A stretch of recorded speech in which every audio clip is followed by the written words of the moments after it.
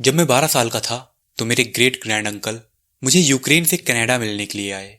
Uncle John के पास जैसे कहानियों का एक पिटारा सा था, लेकिन एक कहानी ऐसी भी थी जो उनमें सबसे अलग और डरावनी थी। ये कहानी 1960 के दशक की है। मेरे अंकल ट्रेन से ट्रैवल करके अपने रिलेटिव के घर जा रहे थे।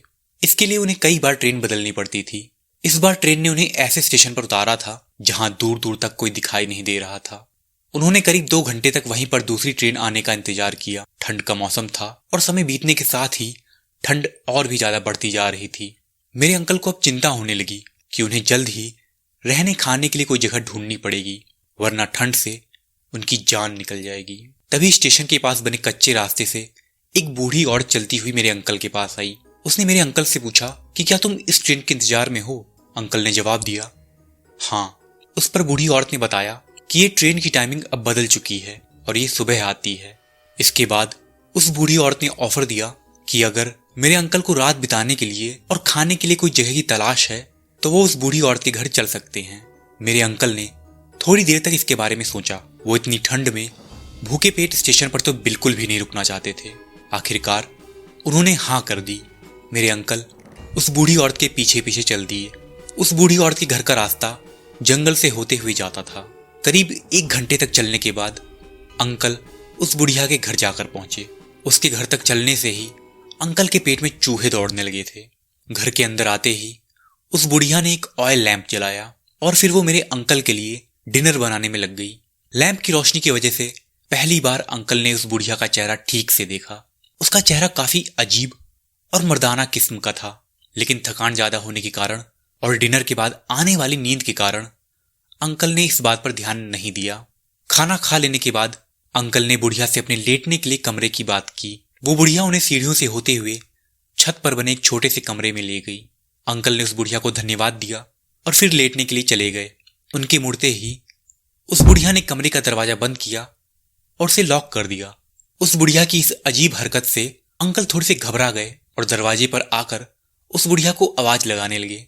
उस बुढ़िया ने मेरे अंकल के लाख बुलाने के बावजूद कोई जवाब नहीं दिया। मेरे अंकल को लगा कि शायद उस बुढ़िया ने गलती से दरवाजा लॉक कर दिया होगा और वो इस बारे में सुबह ही सोचेंगे। वो बेड के पास गए और सूटकेस नीचे रखकर बेड पर लेट गए। करीब 1-1.5 घंटे बाद अचानक ही मेरे अंकल को बहुत तेज से टॉयलेट करने का मन हुआ। गेट लॉक होने के कारण वो कमरे में ही कोई ऐसी चीज ढूंढने लगे जिसमें वो टॉयलेट कर सकें। इधर उधर ढूंढने के बाद मेरे अंकल को बेड के नीचे कुछ रखा हुआ महसूस हुआ।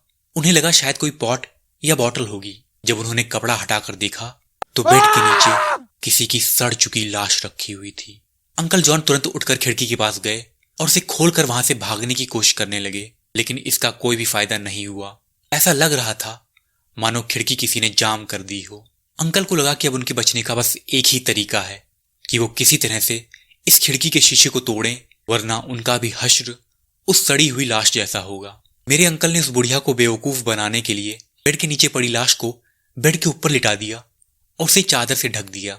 फिर खुद उस बेड के नीचे लेटकर उस बुढ़िया के लौटने का इंतजार करने लगे। करीब 1 घंटे बाद उन्हें सीढ़ियों पर किसी के चलने की आवाज सुनाई दी और फिर रूम के गेट का लॉक खुला और डोर नॉब धीरे से खुला।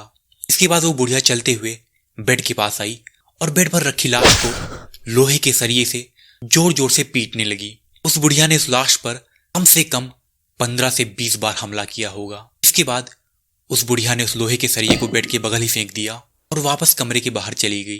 अंकल जॉन ने उस बुढ़िया के सीढ़ी से उतर के जाने तक का इंतजार किया और झट से उस लोहे के सरिये को उठाया और खिड़की खोलने की कोशिश में लग गए। कुछ ही कोशिशों के बाद खिड़की खुल चुकी थी। उन्होंने झट से अपना सूटकेस खिड़की से बाहर फेंका और खुद भी उस खिड़की से नीचे कूद गए। अंकल जॉन को खिड़की से कूदने की वजह से हल्की फुल्की चोटें जरूर आईं, लेकिन उनके डर ने उन पर इस कदर कब्जा कर रखा था कि वो चोट की फिक्र ना करके तेजी से भागते हुए वहां से निकलने लगे। लगभग 20 मिनट तक भागने के बाद वो हाईवे पर आ चुके थे, जहां उन्हें एक ट्रांसपोर्ट ट्रक ने लिफ्ट दिया। वो उस ट्रक से ही पास के दूसरे गांव में गए, जहां उन्होंने रात बिताई और अगली सुबह ट्रेन पकड़कर अपने रिलेटिव के घर पहुंचे। मेरे अंकल बताते हैं कि यह हादसा उनके जीवन का सबसे भयानक और डरावना हादसा था।